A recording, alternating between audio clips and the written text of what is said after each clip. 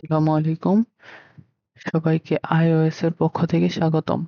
তো এখানে একটা অঙ্ক দেয়া আছে, ম্যাথ দেয়া আছে। তো আমরা দেখি। দেয়া আছে মূল বিন্দুকে আমরা ও দ্বারা প্রকাশ করি এবং অপর দুইটি বিন্দু P বিন্দু এবং Q বিন্দু সমতলে চিহ্নিত করে। মানে হচ্ছে কার্তেশীয় ব্যবস্থা, স্থানাঙ্ক ব্যবস্থায় অঙ্কন করতে বলা হয়েছে। দেন প্রত্যেকের মধ্যবর্তী দূরত্ব নির্ণয় করতে বলছে। তাহলে এখানে প্রত্যেকের মধ্যবর্তী দূরত্ব বলতে হচ্ছে ও বিন্দু থেকে পি বিন্দুর মধ্যবর্তী দূরত্ব, ও বিন্দু থেকে কিউ বিন্দুর মধ্যবর্তী দূরত্ব এবং পি কিউ এর মধ্যবর্তী দূরত্ব। এই তিনটা দূরত্ব নির্ণয় করতে বলা হয়েছে। আর বলছে তিনটি বিন্দু সংযোগ করলে যে জ্যামিতিক চিত্র অঙ্কিত হয় তার নাম লিখতে এবং হচ্ছে কেন এটা ওই জ্যামিতিক চিত্রটা হয়েছে তা ব্যাখ্যা করতে। মানে ওই নাম ওইটাই কেন হয়েছে তা ব্যাখ্যা করতে। তো প্রথমে আমরা কি করব, কার্তেশীয় স্থানাঙ্ক ব্যবস্থা অঙ্কন করব। কার্তেশীয় স্থানাঙ্ক ব্যবস্থা যদি অঙ্কন করি তাহলে কি আসতেছে, এটা হচ্ছে আমাদের এক্স অক্ষ, দেন এটা হচ্ছে আমাদের ওয়াই অক্ষ। আমরা মূল বিন্দুকে কি দ্বারা প্রকাশ করছি, ও বিন্দু দ্বারা প্রকাশ করছি 0 0। দেন হচ্ছে এটা আমাদের এক্স অক্ষ, এটা আমাদের ওয়াই অক্ষ। প্রথমে আমরা যদি হচ্ছে পি বিন্দুটা প্লট করি তাহলে কি আসবে, দেয়া আছে হচ্ছে পি ইকাল 3 0, মানে হচ্ছে এক্স অক্ষ বরাবর 3 ঘর যাবে কিন্তু ওয়াই অক্ষ বরাবর 0। তাহলে এক্স অক্ষ বরাবর 1 ঘর, 2 ঘর, 3 ঘর। তাহলে আমাদের পি বিন্দুটা কি আসতেছে 3 0। আবার হচ্ছে কিউ বিন্দুটা বলছে এক্স অক্ষ বরাবর 0, মানে এদিকে 0 ঘর, দেন ওয়াই অক্ষ বরাবর 3 ঘর। তাহলে 1 ঘর, 2 ঘর, 3 ঘর। তাহলে এটা কি কিউ বিন্দু 0 3। এখন যদি এই দুইটার সংযোগ সরলরেখা আঁকি তাহলে দেখো তো কোনটা হয়। দেখো, এই বিন্দু থেকে সরাসরি এই বিন্দু পর্যন্ত এটাই কি আমাদের মধ্যবর্তী দূরত্ব। এখন দেখো কি বলছে, তিনটার মধ্যবর্তী দূরত্ব পি কিউ এর মধ্যবর্তী দূরত্ব এটা, কিন্তু হচ্ছে ও পি এর মধ্যবর্তী দূরত্ব কি এটা না? হ্যাঁ। আবার হচ্ছে কিউ ওর মধ্যবর্তী দূরত্ব কি এটা। তাহলে এখানে আমরা কি দেখতেছি, এই জ্যামিতিক গঠনটা কি, সরি সরি দাঁড়াও,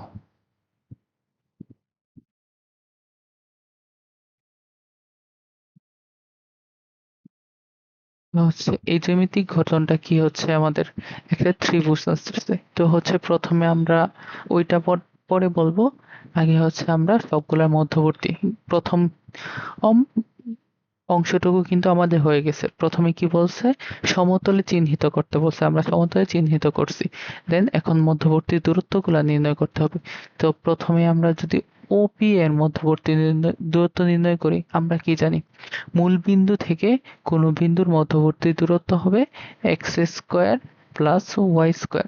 তো এক্স এর মান এখানে কি আসবে, পি এর মধ্যে √3² আর ওয়াই এর মান 0²। তাহলে কি আসবে 3।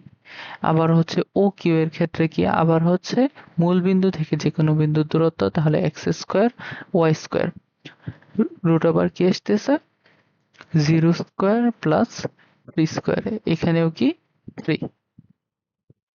এখন হচ্ছে পি কিউ এর মধ্যবর্তী দূরত্ব, দুইটা বিন্দুর মধ্যবর্তী দূরত্ব কি ছিল, x2 minus x1 whole square plus y2 minus y1 whole square.